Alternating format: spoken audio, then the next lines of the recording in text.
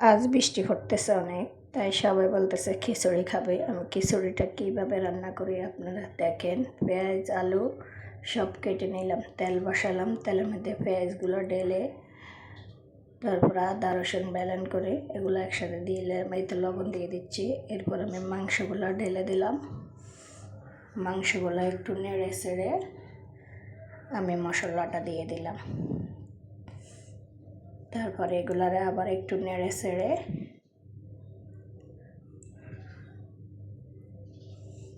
একটু কালার আসছে, তারপর আমি সিদ্ধ চাউলগুলো দিয়ে দিলাম।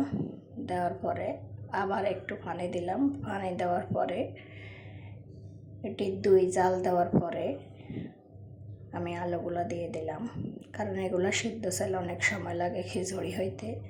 এই তো মাশাআল্লাহ কালারটা দেখেন, জাস্ট বিরিয়ানির লোকে এসে গেল।